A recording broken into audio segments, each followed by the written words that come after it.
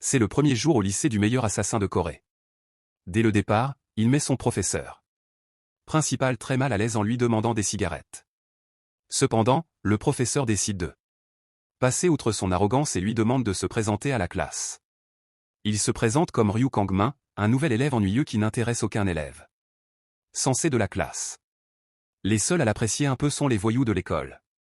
Peu après, Kangmin est en balade avec la bande, fumant comme un pro, ce qui attire l'attention des voyous. Le chef lui demande s'il vient de Dajon et s'il a fait partie d'un gang réputé de la région. Kangmin entre dans son jeu, feignant d'avoir des liens avec les chefs du milieu pour plaire aux voyous. Le prenant pour un dur à cuire comme eux, il lui propose de devenir leurs amis. Kangmin accepte cette nouvelle amitié, se retrouvant ainsi avec une bande de crétins de lycée pour la première fois. Le soir même, après les cours, alors qu'il rentre chez lui, la fille à la langue bien pendue d'eux. Plutôt interrompt sa tranquillité en lui attrapant le bras. Yeon se présente à nouveau, tandis que Kangmin, pour faire simple, explique qu'il rentre chez lui car il est fatigué de sa première journée de cours. Jouant la séductrice, elle décide de l'emmener dans un endroit où il pourra enfin se reposer. On se retrouve rapidement dans la chambre d'Yeon. Là, Yeon se hisse sur lui d'un air coquin, se demandant ce qu'il a envie de faire en premier. Même l'assassin chevronné est momentanément déstabilisé, avant de réaliser que 3 autres types le filment par derrière. Les sbires d'Yeon se tordent de rire, se moquant du nouveau venu qui pensait avoir de la chance. Pour l'humilier davantage et le filmer dans un moment embarrassant, les voyous déchirent la chemise de Kangmin. Cependant, ils sont immédiatement stupéfaits car non seulement notre garçon est musclé à l'extrême, mais il porte aussi d'innombrables cicatrices de combat, signe qu'ils se sont attaqués à la mauvaise personne.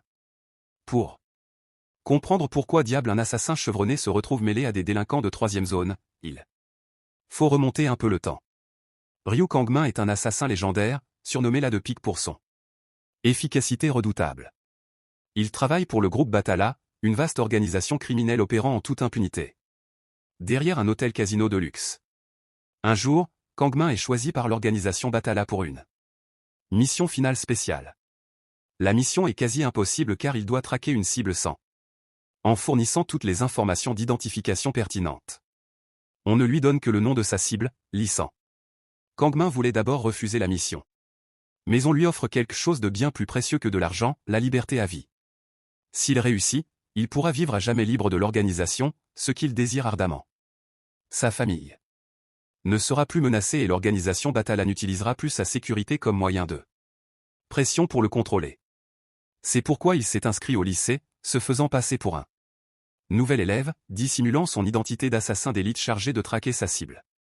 Revenant au moment où il exhibe ses cicatrices de combat, l'assassin comprend que sa règle l'a toujours empêché d'attaquer des innocents, mais maintenant qu'ils l'ont déjà attaqué, il décide d'utiliser le plan B pour approcher sa cible.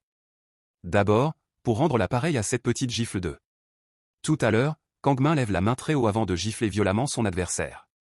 Il l'a giflé si fort que la case du manga s'est transformée en image d'impact, et je ne serais pas surpris que sa victime ne puisse plus jamais regarder en face. Le visage d'Yeon est à couper le souffle.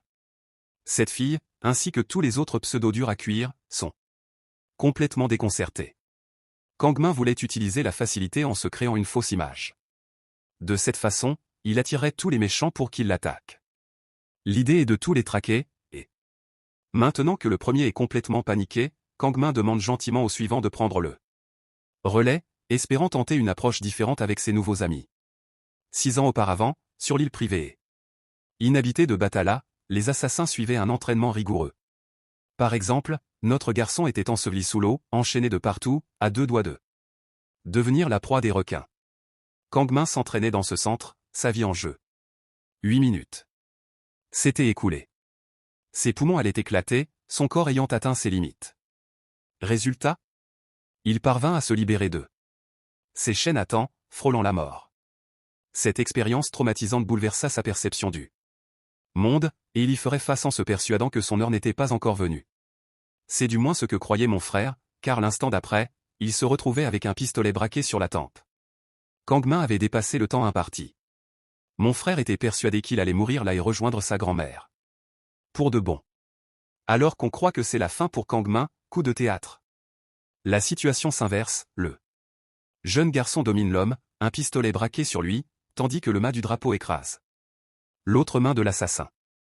Ce dernier est impressionné par l'habileté du garçon à utiliser son environnement comme une arme.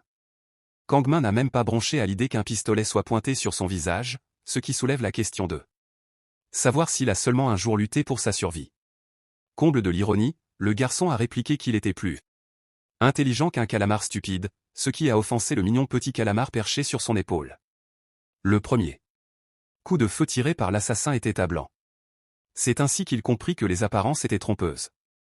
Après ce premier coup à blanc, le reste de l'arme était chargé à bloc, ce qui signifiait que les choses sérieuses commençaient. Et c'est ainsi que Kangmin abattit sa cible avec panache. La Corée du Sud est un pays paisible, à 1000 lieues du paysage infernal où le garçon a grandi. Ses adversaires, ceux qui l'affrontent en ce moment, ne sont qu'une bande de lycéens qui se prennent pour des durs. Les tuer serait inutile, c'est pourquoi Kangmin préfère jouer la prudence. La première étape pour instaurer cette sécurité est de se donner une justification, ce qu'il fait en ramassant ses badges, en se rappelant que ce combat doit paraître consenti. Pendant qu'il les ramasse, un crétin, trop sûr de lui, s'empare de l'extincteur et tente de lui fracasser le crâne. L'extincteur frappe de toutes ses forces, atteignant sa cible. Le gamin est d'abord arrogant, mais sa confiance s'évapore lorsqu'il réalise ce qui vient de se passer. Cet homme a attrapé l'extincteur d'une seule main et a une force de préhension suffisante pour le broyer. Kangmin a dégonflé la canette comme s'il s'agissait d'argile, et, dans un élan de générosité exceptionnel, il prend le visage du gamin entre ses mains, assurant au petit morveux qu'il touchera une grosse indemnité d'assurance maladie. Kangmin tabasse le type, en faisant tout un cinéma devant tout le monde, une façon de marquer les esprits et d'effacer définitivement l'image du nouveau venu. Au passage, il a saccagé le lit d'Aion en lui enfonçant littéralement la moitié du visage dans le matelas. Aion n'y comprend rien, tandis que Kangmin passe nonchalamment à côté d'eux, avec une seule question en tête. La même garce qui voulait jouer avec lui se cache soudain le visage, jouant la pauvre fille innocente qu'on ne devrait pas frapper. C'est trop drôle que le mec à côté d'elle se prenne aussi pour une fille. Franchement, je ferais quoi si je voyais ce type fumer mon joint? Bref, Kangmin s'interroge sur un autre ami que ces crétins ont souvent, celui qui ne vient jamais en cours. Il veut savoir où il est, et dès qu'il proteste, même légèrement, l'assassin les intimide, les faisant fuir. Ils sont persuadés qu'il va les tabasser, quoi qu'il fasse. Alors le type claque la porte, tandis que le croque-mitaine s'approche tranquillement de lui, promettant de ne faire de mal à personne. C'est comme si un tueur en série vous assurait qu'il ne vous poignardera pas à mort. Bref, notre garçon est assez surpris de ne trouver personne aux toilettes. À peine a-t-il franchi le seuil que l'homme surgit derrière lui, un tuyau autour du cou, affirmant qu'il faisait semblant d'avoir peur. Je commence à entrevoir un certain potentiel d'acteur chez ces deux-là. Mais tout s'écroule lorsque le tuyau se casse littéralement la seconde suivante. Pour jouer le jeu, Kangmin dévoile une anecdote amusante. C'est aussi un bon acteur, et son domaine de prédilection, c'est le thriller d'action. Sur ces mots, Bro démolit la salle de bain d'un seul coup de pied, lui brisant probablement la mâchoire au passage. C'est la troisième étape de son plan. L'idée est d'instiller une peur profonde et traumatisante chez ses adversaires, de les briser mentalement. Yeon est terrifié. Sa confiance n'est plus la même qu'avant, et elle les supplie de s'enfuir sur son scooter. En sortant des toilettes, Kangmin les rassure, pas besoin de courir, il veut juste bavarder un peu avec ses nouveaux amis. Yeon, exaspéré, s'exclame, mais non, on y va. Même le patron s'accroche à la poignée de la porte, tout en révélant son passé d'espoir du MMA. Aspirant à un titre de champion. À l'époque, il aurait pu empocher le gros lot, mais il en a été empêché parce que Bro a fracassé le crâne de son adversaire. Bref, ce type essaie de se faire passer pour le plus dangereux. Kangmin observe attentivement comment il a écrasé la poignée de porte à pleine force. Le chef des voyous trépigne d'impatience à l'idée d'affronter un adversaire aussi redoutable. Kangmin observe l'individu d'un air blasé et préoccupé, tandis que ce dernier fonce à toute allure sur lui, prêt à en découdre jusqu'à ce que l'un des deux finisse par s'écraser au sol. Le vacarme des bagarres chez les voisins est tel que même ces derniers, pourtant directement impliqués dans les rixes, s'inquiètent. Ce pauvre type passe la journée la plus chanceuse de sa vie avec une fille à ses pieds, et il croit qu'il devrait réagir en faisant un bruit infernal qui ferait s'écrouler les murs. Il est loin de se douter que les murs vont effectivement s'effondrer et qu'un corps va en sortir. Tu te souviens, mon pote, je suis tellement costaud que j'ai fait du MMA? Eh bien, il s'est fait. Tellement mal qu'il aura besoin de béquilles.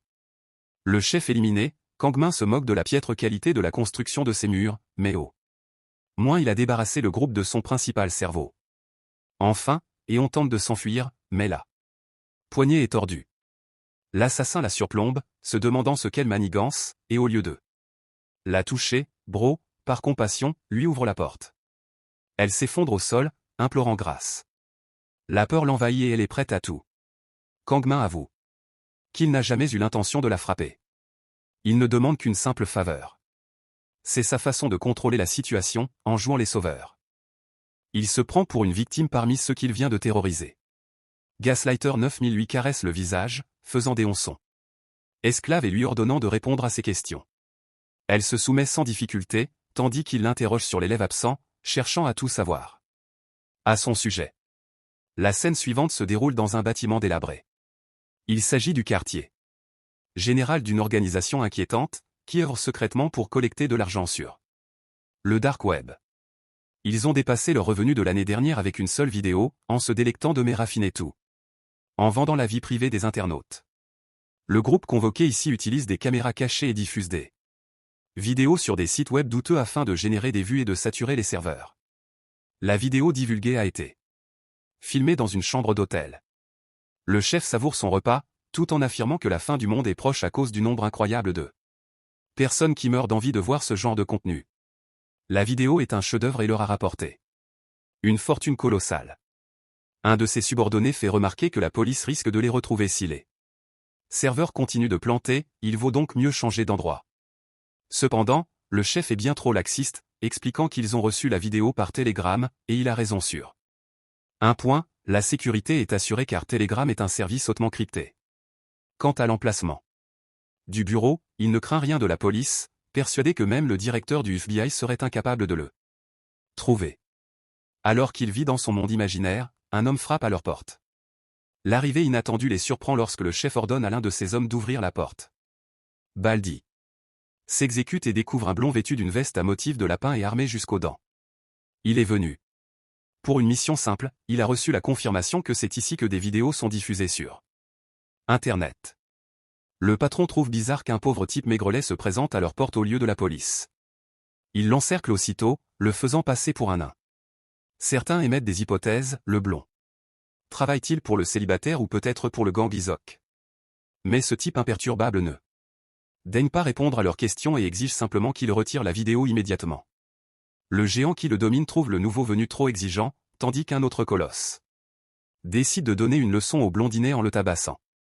Les spectateurs s'attendent à un spectacle de haut vol, mais leurs espoirs sont anéantis lorsque l'un d'eux arrache l'oreille du titan. L'homme panique, gît à genoux, baignant dans son sang, et gémit qu'il est devenu sourd. Ce coup sec, ce n'était pas un hasard. Le pistolet trouve sa prochaine victime. La blonde tire une balle dans la tête de cet homme, tuant la deuxième personne. À présent, ils ne sont plus que deux autour de lui. Ceux-là même qui pensaient que la force brute et le nombre suffisait tremblent à la simple vue d'une arme. Essuyant le sang de ses victimes de son visage, l'homme répète calmement ses propos, exigeant le retrait de la vidéo. Au lieu d'accepter la réalité, le patron cupide s'entête. Un autre type tente d'enlacer la blonde par derrière, mais se prend une balle dans la tête. C'est la troisième fois qu'il leur demande de retirer la vidéo. Les malfrats comprennent que ce type utilise en réalité un pistolet à air comprimé légèrement modifié, ce qui explique l'absence de bruit de tir normal. Cela rend le blond moins menaçant pour le groupe, qui l'encercle aussitôt de tous côtés. Vous souvenez des deux pistolets dans le dos de la veste du gars? Le lapin devient sérieux. Sort une deuxième arme et tire sur deux d'un coup, les mettant hors de combat. En un instant, 4 hommes sont neutralisés. La blonde regarde leur chef, qui ramasse rapidement tout l'argent de son coffre-fort, se demandant comment un pistolet joué pourrait faire exploser la tête de quelqu'un. Dans ce genre de situation, on appelle normalement la police, mais lui, il ne peut même pas, car il se ferait prendre. Il tente de s'emparer d'une arme, mais l'assassin lui tient déjà un pistolet pointé sur la nuque et ordonne qu'on retire la vidéo, sinon il sera abattu comme tous les autres porcs. Le chef demande s'il doit supprimer la vidéo. La méthode importe peu au blond, il veut juste qu'elles disparaissent d'Internet. Mais ce qui le perturbe, c'est pourquoi ce voyou va aussi loin, ou s'il est un tueur à gages engagé par une des victimes. Le plus drôle? La blonde révèle que le type dans la vidéo qui a fuité, c'est lui, à poil, et ça la rend folle de rage que les gens puissent voir sa jeune copine blonde dans la vidéo. Rien que. Pour ça, elle lui explose la cervelle. Putain. C'est une raison valable. Un moment de panique tout à fait justifié. Revenons à la chambre de Kang Min, qui travaille tard dans la nuit dans sa pièce secrète souterraine. La possession d'armes à feu est illégale dans ce pays, et pour utiliser une arme, il faut la modifier pour qu'elle n'en ait pas l'apparence. En assemblant cette soi-disant fausse arme, on obtient en réalité une arme mortelle. Le lendemain, à l'école, le vendeur de cigarettes a désormais officiellement ses complices. Bro a nommé le leader du groupe son assistant éclairagiste personnel. H. C'est à un autre voyou de s'occuper. Yeon se demande bien pourquoi il les a tous fait venir jusqu'ici.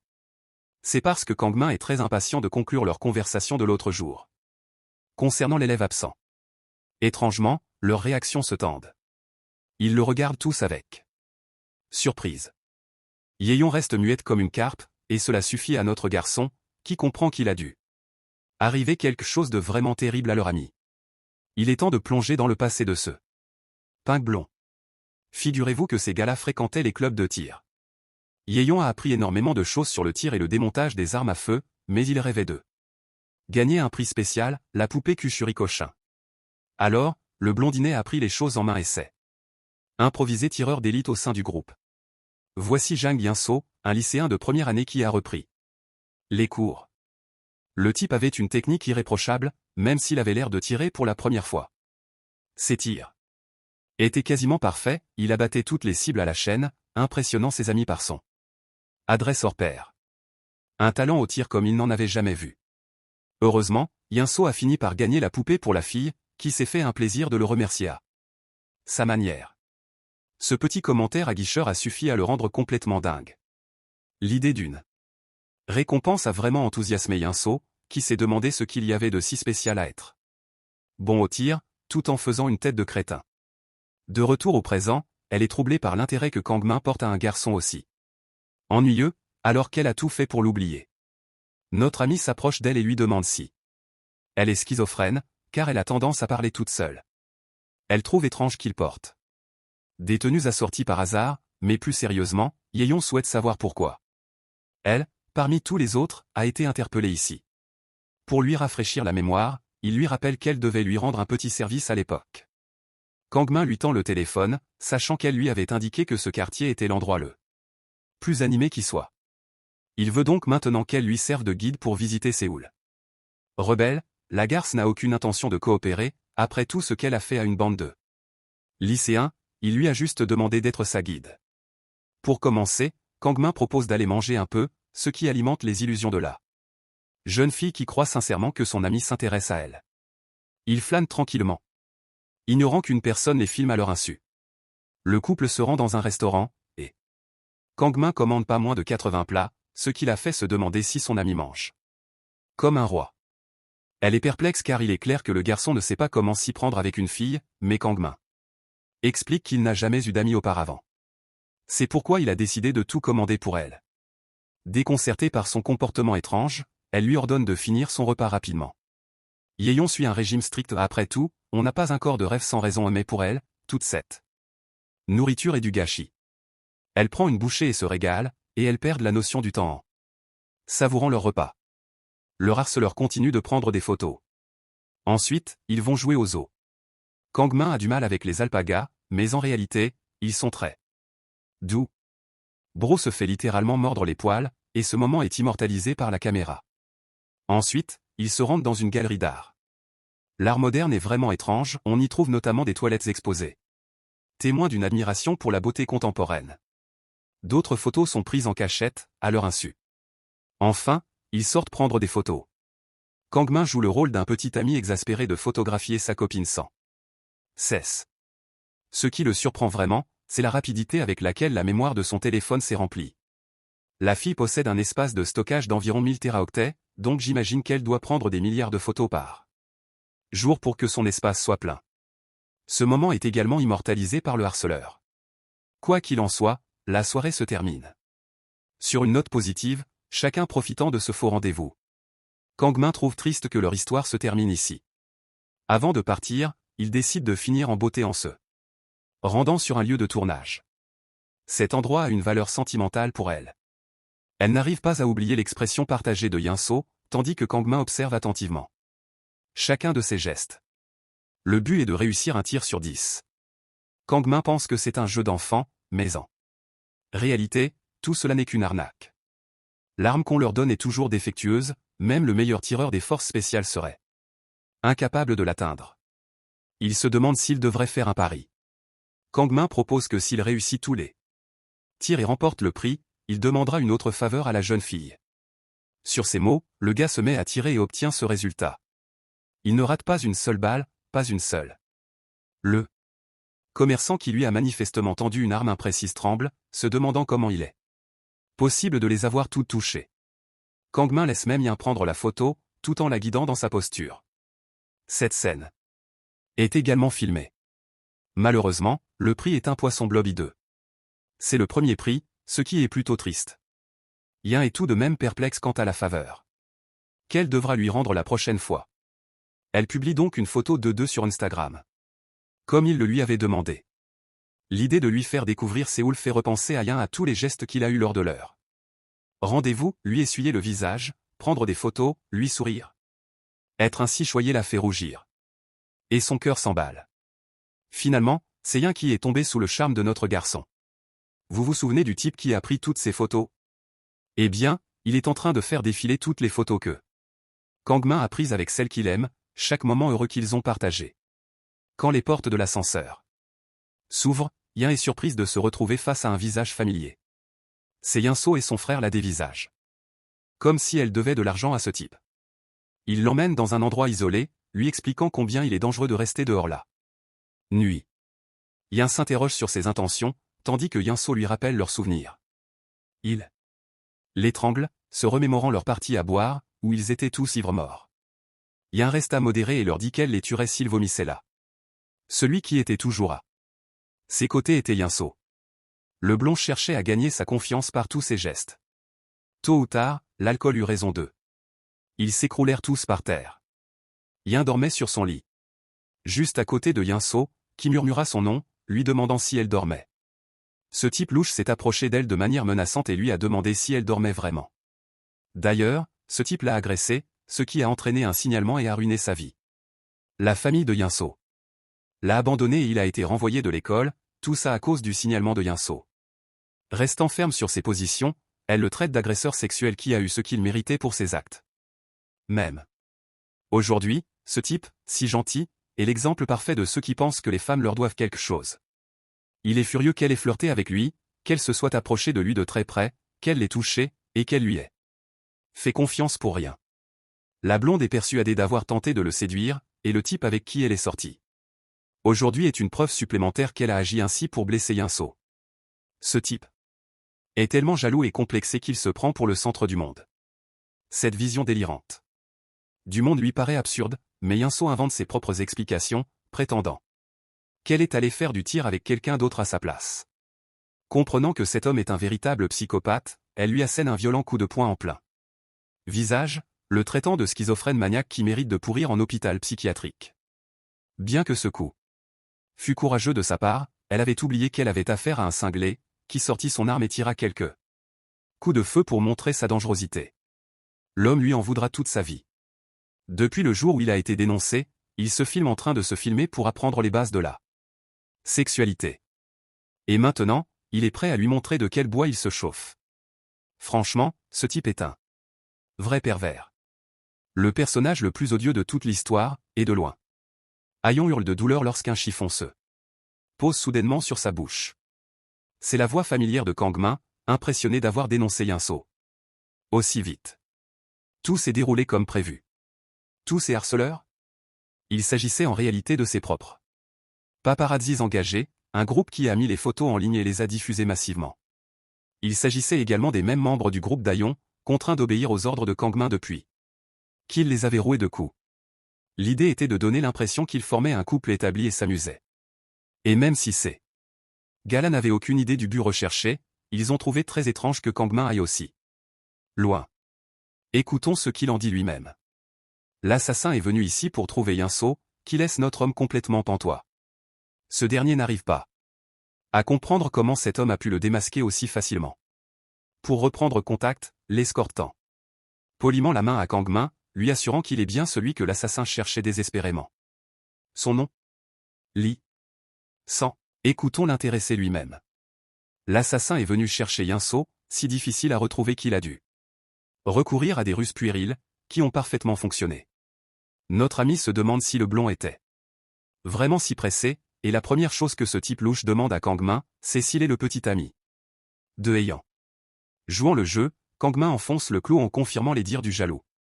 Yinso affiche un sourire satisfait, car il peut prendre plaisir à tourmenter son nouveau partenaire. Le premier coup de feu retentit. Kangmin esquive le tir avec aisance, se demandant pourquoi il se montre si impoli en tirant sans sommation.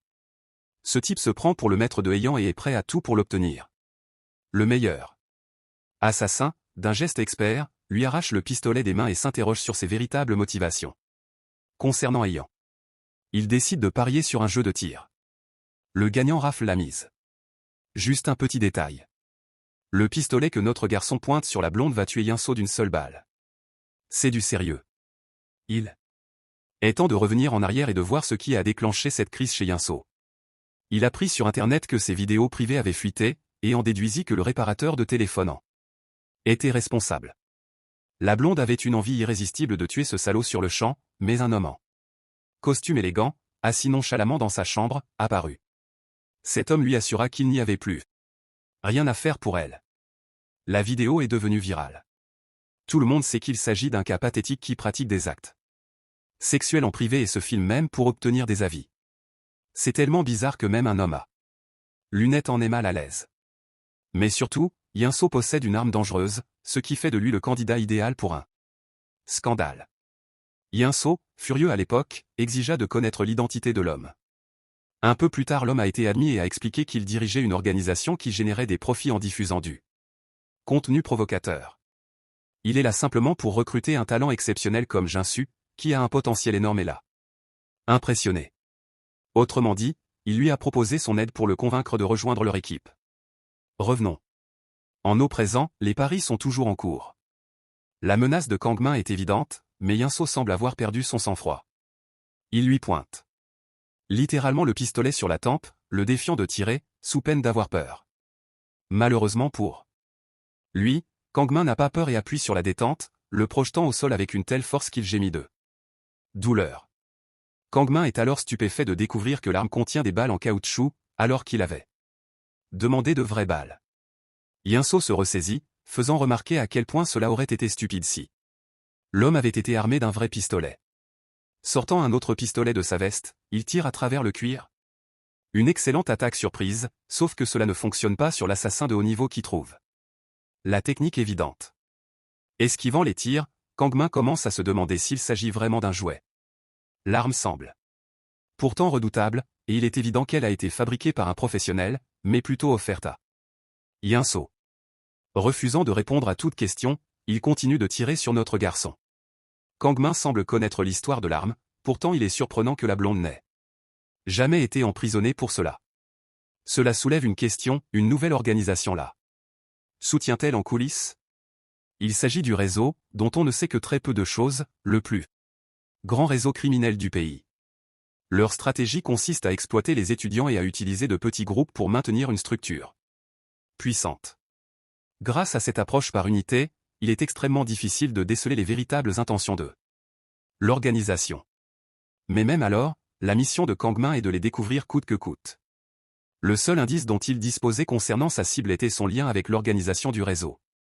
À travers cette même structure cellulaire, la de Pique rejoindra celui qu'il doit éliminer, celui qui l'attend. Perdu dans ses pensées, Yinso surgit devant lui, lui demandant s'il est la risée de tous.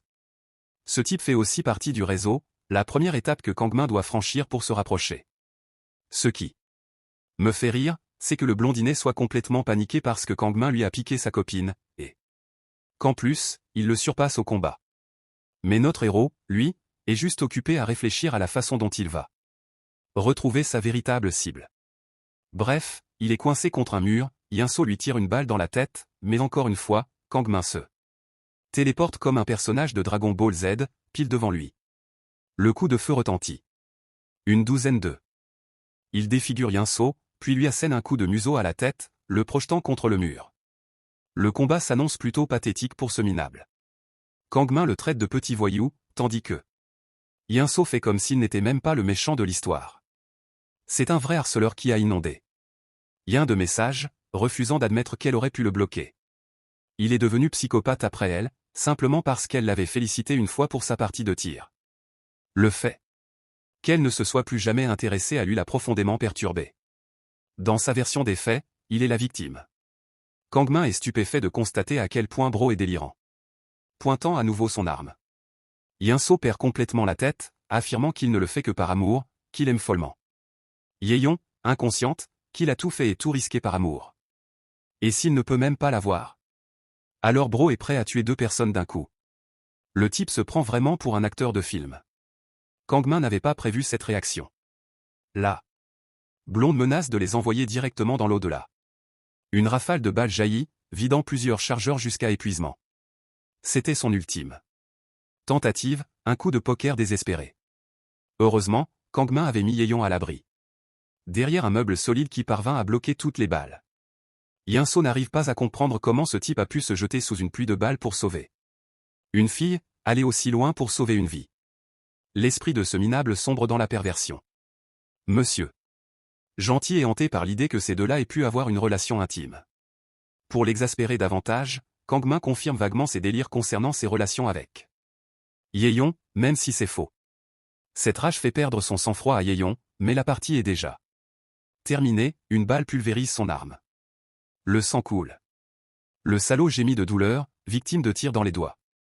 L'assassin l'informe de se taire, menaçant de tout faire sauter sur son bras. Son arme est un Glock Parabellum. Tout ce qui suit le premier coup de feu est composé de vraies balles. Oui, Kang Min a parfaitement maîtrisé la situation et l'a trompé avec ce premier faux coup. Yinso refuse d'accepter sa mort et s'enfuit pathétiquement, tel Light Yagami dans le dernier épisode de Death Note. Leur danse est terminée. Kang Min laisse planer le doute sur sa mort imminente, le narguant de ne pas s'être enfui plus tôt. La scène suivante se déroule au café des serveuses. Le perdant se jette sur la jeune fille et l'insulte au passage. Il court pour sauver sa peau tandis que Kang Min marche tranquillement. La mort elle-même le poursuit sans la moindre crainte. Dans le monde, peu importe sa vitesse, il se comporte comme la victime, comme si c'était lui que tout le monde soupçonnait. Kang Min est un peu déstabilisé par le théâtre incessant de ce type, mais heureusement, il est arrivé à destination plus vite que prévu. Il est temps que le monde entier découvre la vraie nature de Yinso. Alors, sur l'écran géant d'une tour, il diffuse des images inédites. Ce panneau publicitaire dévoile au monde entier la vidéo volée de Yinso, y compris le passage où il qualifie son pénis de « nano ». Franchement, Bro devrait mourir, à force de se cacher pour protéger son petit protégé. Kang Min, amusé, s'approche et confirme que c'est bien lui le responsable. C'est ironique que Yinso se précipite sur notre ami, car il y a une seconde à peine, Bro prenait la fuite, l'air complètement indécis. Même Truck-kun, excédé par ses conneries, décide de l'envoyer valser sous le choc. Yinso, du haut du panneau publicitaire, contemple son corps sans vie dans une fin poétique, tandis que Kang Min s'éloigne, un peu agacé par cette fin inattendue. Pourtant, cela ne le dérangeait pas, puisqu'il allait mourir de toute façon. Le lendemain, à l'école, la nouvelle de la mort d'Yinso se répand comme une traînée de poudre. Tout le monde parle de la façon dont il a été percuté par un camion. Le pays tout entier est fasciné par le clip vidéo et sa mort programmée. Leur école a une nouvelle célébrité. Pourtant, Yin est surtout agacé que tout cela se soit produit le jour même où elle l'a revu. Elle a mal à la tête rien qu'en repensant à leur rencontre traumatisante. Elle n'a aucun souvenir de ce qui s'est passé. Son seul souvenir est celui de son immobilité, puis de son évanouissement. La voix de Kang Min lui revient en mémoire, sans qu'elle puisse l'identifier précisément. À son réveil suivant, elle n'était plus sous sa protection, mais recueillie par l'homme en costume. Ce dernier, portant des lunettes, s'est personnellement occupé dès la fin d'effacer toute trace de l'implication de leur organisation, allant jusqu'à effacer la mémoire de Yin. Elle se sent mal à l'aise dans ses pensées, mais soyons honnêtes, personne ne se soucie d'elle. Pour en revenir à Kangmin, Bro est de nouveau confronté à son plus gros problème. Incapable de trouver des cigarettes, il déteste l'idée d'utiliser l'identité d'un jeune de 17 ans, ce qui l'empêche d'en obtenir légalement. Il a encore tellement de choses à faire. Et tandis qu'il rumine sa frustration, le même homme à lunettes surgit de nulle part pour rendre une visite personnelle à Kangmin. Il s'excuse pour cette intrusion soudaine, bien qu'il soit très impressionné par l'excellente imitation de Kangmin, allant jusqu'à lui présenter leurs cartes, confirmant ainsi leur appartenance à l'organisation du réseau. Tout se déroule exactement comme prévu. L'incident impliquant Yinso est devenu impossible à ignorer pour l'organisation, qui a donc dû trouver un moyen de se justifier. Notre garçon sait qu'il doit comprendre ses motivations. La même introduction est faite à Kangmin. Et à partir d'aujourd'hui, la véritable mission d'infiltration au sein de l'organisation commence. Notre protégé se fera passer pour un simple exécutant. Chaque étape le rapprochera de son objectif, jusqu'à ce qu'il atteigne sa cible principale. C'est la méthode classique. Dans cette structure cellulaire, les éclaireurs sont placés dans les sections supérieures. Cela leur permet de communiquer directement avec le chef. Kangmin ordonne à l'homme à lunettes d'ouvrir la marche. Il mourait d'envie de rencontrer leur chef. Et ce petit sac qu'il tenait? C'était un pistolet de pluie. Le début, pointé droit sur son cœur. Flashback, juste avant le départ de Kangmin pour la Corée, en mission. Il s'approche et rencontre une superbe blonde au charme envoûtant. Leur conversation évoque même le chat GPT, preuve que ce monde est vraiment avancé. Elle saisit une paire de ciseaux et la lui lance au visage, mais là de pique par parfaitement cette tentative agaçante. Il plaisante en disant qu'il a besoin de plein d'oreillers pour dormir la nuit, et je veux dire, vu sa poitrine. Je crois que les mecs sont au bon endroit. Mis à part leurs échanges flirteurs, Kangmin est venu ici pour une question importante. Vous voyez, à chaque fois que l'organisation leur confie une mission, on leur donne de fausses identités, mais cette fois-ci, les données de Kangmin sont authentiques. Elle assure que c'est en réalité parce que l'organisation veut le récompenser, en le libérant une fois la mission accomplie. Certes, l'idée de liberté est tentante, mais elle est inacceptable car éliminer une figure importante implique toujours de l'argent. Pourtant, il est difficile de croire qu'un Coréen puisse valoir la liberté elle-même. Au final, elle ignorait tout des intentions de ses supérieurs. Elle ne pouvait que lui fournir des informations vérifiées. À cette époque, Kangmin reçut un fax. C'est alors qu'il découvrit l'existence de cette organisation. En réseau, structuré en cellules. Betala put tout au plus obtenir une liste de quelques noms de ses membres. L'objectif de sa première mission était d'entrer en contact avec le premier membre de l'organisation. Autrement dit, il allait se faire discret parmi ses camarades de classe, puis retrouver sa cible initiale. À l'instar d'une fleur qui s'épanouit, elle était convaincue que ce membre devait avoir suffisamment de liens pour démasquer l'organisation. Nous en arrivons au présent. Kangmin exige d'être conduit auprès du chef. L'homme lui assure qu'il ne peut pas le faire, même au péril de sa vie. Notre fils est attristé que cet homme prenne cela pour une menace avant de tirer un coup de pistolet à air comprimé. L'homme est très surpris, car il ne s'attendait pas à ce que Kangmin tire une fausse balle. Il est choquant qu'un jeune de 17 ans se promène avec un pistolet à billes. Kangmin dissimule le fait qu'il possède une véritable arme à feu. Son interlocuteur en fait. Autant, sachant pertinemment qu'un enfant ne pourrait jamais posséder un objet aussi dangereux. De plus, il avait déjà fait ses calculs. Le pistolet était bien plus léger, et sa peinture était impeccable, jusqu'au bruit qu'il produisait. Tout semblait factice. Kangmin est impressionné, mais l'homme à lunettes, curieux, lui pose une petite question. Il brûle d'envie de savoir pourquoi un lycéen cherche à s'approcher de leur organisation. Je commence à me demander s'il ne s'agit pas d'un jeu dangereux entre deux manipulateurs chevronnés qui tentent de se duper mutuellement. Kangmin se comporte comme une petite fille apeurée qui vient d'entendre une vérité qu'elle n'aurait pas dû entendre. Il rappelle à l'homme en costume que c'est lui qui a abordé le lycéen en premier lieu. Leur rencontre n'ayant toujours rien donné, l'homme propose à Kangmin de se revoir à l'adresse indiquée sur sa carte de visite. En partant, il sème la confusion une dernière fois, divagant sur le fait que le pistolet, censé être un jouet, ne devrait pas avoir d'odeur de poudre. Bref, même notre héros commence à comprendre que le type à lunettes n'est pas un escroc. C'est un véritable tueur à gages. De toute façon, nous retournons à la base, où Kangmin rassemble ses notes et tente de comprendre les intentions et la structure de l'organisation. Leur objectif semble être de créer des troubles sociaux à des fins lucratives, mais d'après les indices qu'il a recueillis, ce n'est certainement pas la seule raison de leur manigance. Il découvre une pilule à l'intérieur en discutant avec la blonde. Elle lui assure que cette vaste organisation criminelle règne en maître sur le monde souterrain. Voilà la nature de ce réseau. Ils ont même une approche similaire, avec un hôtel-casino comme celui de leur groupe, mais leurs opérations sont bien plus discrètes, car les autorités coréennes sont difficiles à duper. En utilisant des mineurs, le réseau a étendu son influence, mais de nombreux aspects de leur fonctionnement restent obscurs, notamment le fait qu'ils pourraient être les mêmes personnes que Batala. Le fait que Kangmin se soit déjà fait repérer aussi rapidement en dit long sur ses capacités, mais il estime que la situation est encore trop complexe. Malgré l'analyse minutieuse de tous les indices, des centaines de déductions ne lui permettent toujours pas d'atteindre sa véritable cible, Lissan. Pour y parvenir, il doit faire preuve d'une stratégie encore plus élaborée.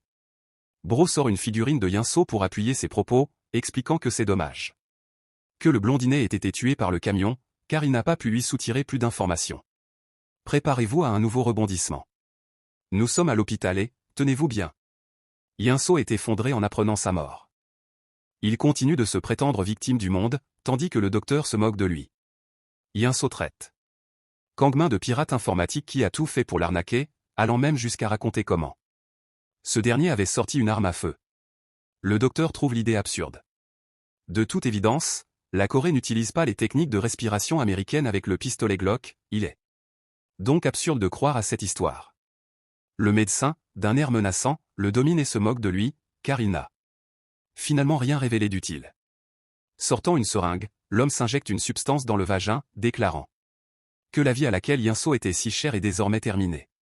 La blonde est toujours perdue, ne comprenant pas ce que raconte le médecin. Avant même que Bro puisse saisir ce qui se passe, il commence à perdre connaissance. L'histoire est parfaite. Un usage abusif de médicaments par le personnel médical a entraîné la mort de Yinso. Ce dernier n'en a toujours aucun souvenir. Ses mains sont menottées à la rambarde, l'empêchant de bouger. Malgré son impuissance, malgré ses supplications, l'homme ne bronche pas. Au contraire, il se présente. Il appartient à la même organisation qui a accueilli Yinso en son sein, le réseau. La fin de l'histoire de la blonde est traumatisante. Yinso souffre atrocement tandis que son sang reflue de tous les orifices de son corps, provoquant une mort imminente. Témoin direct des effets de la drogue. L'homme est fasciné. Kangmin arrive à son rendez-vous avec le représentant du réseau, mais personne n'est là. Un homme, visiblement essoufflé, finit par arriver et s'excuse pour son retard. Kangmin, peu impressionné par cette première rencontre, demande où est passé l'autre homme en costume. Tout à coup, ça lui paraît être une arnaque minable. Le type à capuche l'assure qu'il fait juste l'humble, parce que sa voiture, à gauche, est vraiment luxueuse. Brosse a sa propre Rolls-Royce, et en feignant d'être avide d'argent, Kangmin savoure le succès, prêt à travailler dur pour son nouveau groupe. Il monte à bord pour se mettre en route. Kangmin fait des bêtises pour préserver son déguisement, il passe la tête par là. Fenêtre et débite des informations techniques sur les moteurs. Son escorte le supplie de se calmer, sinon il y aura un accident, sa colonne vertébrale ou son crâne pourrait se briser en un instant, entraînant une mort certaine. Il pourrait même se faire renverser par une voiture, ce qui représente un autre danger à prendre en compte. Notre garçon est un peu mal à l'aise face aux détails précis de son collègue, se demandant s'il étudie la façon dont les gens meurent. L'escorte lui rétorque alors, non sans ironie, que Kangmin en sait bien plus que lui sur le sujet. Gardant son sang-froid, notre garçon fait semblant de ne rien savoir, mais l'escorte voit clair dans son jeu. Son jeu d'acteur est impeccable, et il révèle sans détour le nom de code de l'assassin, là de pique de Betala. Cette révélation soudaine laisse notre homme bouche bée, incapable de comprendre comment ce type a pu le démasquer aussi facilement. Puis, pour reprendre contact, l'escorte tend poliment la main à Kangmin, lui assurant qu'il est bien celui que l'assassin cherchait désespérément. Son nom ? Lissan.